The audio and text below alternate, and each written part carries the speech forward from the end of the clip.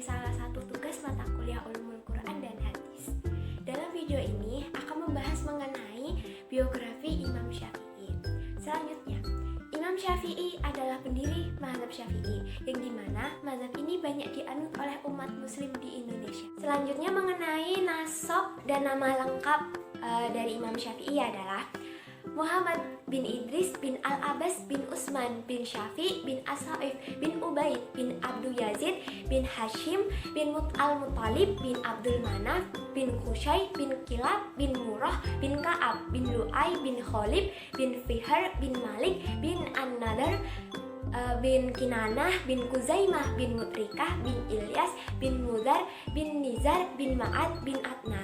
Nasabnya bertemu dengan Rasulullah di Abdul Manaf bin Qusay. Dari nasab tersebut, Al-Muttalib bin Abdul Manaf, kakek Muhammad bin Idris Asy-Syafi'i, adalah saudara kandung Hashim, kakek Rasulullah.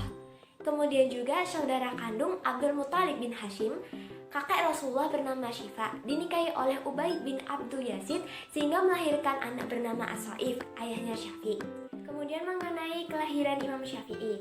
Imam Syafi'i lahir dari pasangan Idris dan Fatimah. Ayah Imam Syafi'i yaitu Idris merupakan keturunan dari Bani Muttalib. Sedangkan ibu dari Imam Syafi'i yaitu Fatimah merupakan keturunan dari suku Al-Asdi yang berada di Yaman. Jadi Imam Syafi'i itu merupakan keturunan dari Bani Muttalib. Imam Syafi'i dilahirkan di Gaza, salah satu kota di Palestina pada tahun 150 Hijriah. Ayahnya meninggal ketika beliau masih bayi, sehingga Asy-Syafi'i dibesarkan dalam keadaan yatim dan fakir. Para sejarawan telah sepakat bahwa Imam Syafi'i lahir pada tahun 150 Hijriah yang merupakan tahun wafatnya Imam Abu Hanifah. Kemudian mengenai perjalanan Imam Syafi'i ketika mencari ilmu. Yang pertama pada saat beliau berada di Mekah. Ketika Imam Syafi'i berumur kurang lebih 10 tahun, dibawa oleh ibunya ke Mekah. Ketika itu beliau telah menghafal Al-Quran. Di Mekah beliau banyak mendapatkan hadis dari para ulama hadis. Karena kefakirannya, beliau sering memungut kertas yang telah dibuang oleh orang-orang yang kemudian dipakainya untuk menulis. Ketika semangatnya untuk menuntut ilmu semakin kuat dan menyadari bahwa Al-Quran itu bahasanya sangat indah dan maknanya sangat dalam, maka beliau pergi ke kabilah Huzail untuk mempelajari dan mendalami sastra Arab serta mengikuti saran hidup Rasulullah pada masa kecilnya. Di sana beliau sampai hafal 10.000 bait syair-syair Arab. Di Mekah, Imam Syafi'i berguru fikih kepada mufti di sana, Muslim bin Khalid Az-Zanji, sehingga ia mengizinkannya memberi fatwa ketika masih berusia 15 tahun. Demi merasakan manisnya ilmu, maka dengan taufik Allah dan hidayahnya, beliau mulai senang mempelajari fikih, setelah itu menjadi tokoh dalam bahasa Arab dan syairnya. Remaja yatim ini belajar fikih dari para ulama fikih yang ada di Mekah seperti Muslim bin Khalid Az-Zanji yang pada waktu itu berkedudukan sebagai mufti di Mekah. Kemudian beliau juga belajar dari Daud bin Abdurrahman Al-Attar, juga belajar dari pamannya bernama Muhammad bin Ali bin Syafi', dan juga menimba ilmu dari Sufyan bin Uyainah. Guru lainnya dalam fikih ialah Abdurrahman bin Abi Bakar Al-Mulaiki, Sa'id bin Salim, Fudail bin Al-Yadar, dan masih banyak lagi yang lainnya. Dia pun semakin menonjol dalam bidang fikih hanya dalam beberapa tahun saja duduk di berbagai halaqah ilmu para ulama fikih.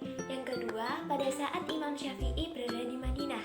Kemudian beliau pergi ke Madinah dan berguru fikih kepada Imam Malik bin Anas. Ia mengaji kitab Mutawatta kepada Imam Malik dan menghafalnya dalam 9 malam. Imam Syafi'i meriwayatkan hadis dari Sufyan bin Uyainah, Fudail bin Ayyadul, dan Muhammad bin Syafi' dan lain-lainnya. Di majelis ini, Imam Syafi'i menghafal dan memahami dengan cermelang kitab karya Imam Malik, yaitu Al-Mutawatta. Kecerdasannya membuat Imam Malik amat mengaguminya. Sebaliknya, Imam Syafi'i sendiri sangat terkesan dan sangat mengagumi Imam Malik di Madinah dan Sufyan bin Uyainah di Mekah.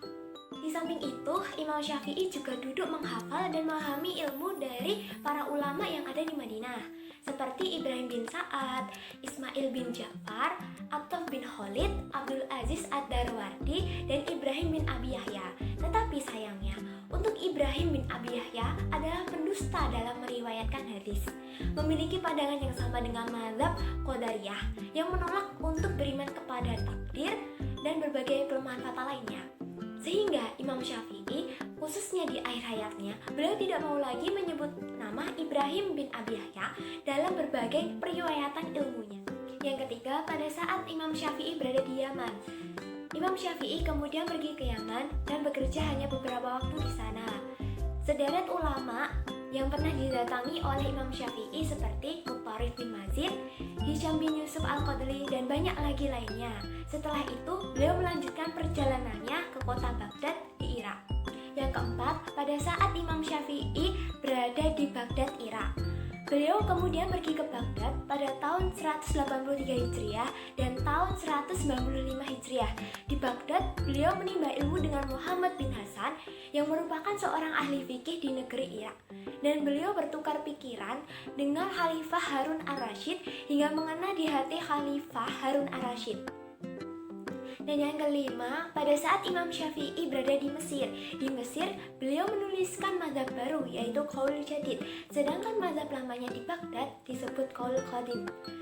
Selanjutnya, karya-karya Imam Syafi'i diantaranya Al-Um, Al-Risalah, Al-Hujjah, Ikhtilaf Al-Hadis, Ahkam Al-Quran, Bayat Al-Fard, Sifat Al-Amr wa Nahyi, Ikhtilaf Al-Malik wal Al-Syafi'i, Ikhtilaf Al-Iraqiyin, Ikhtilaf Muhammad bin Husain, Fadail Al-Quraisy, Al-Sunan.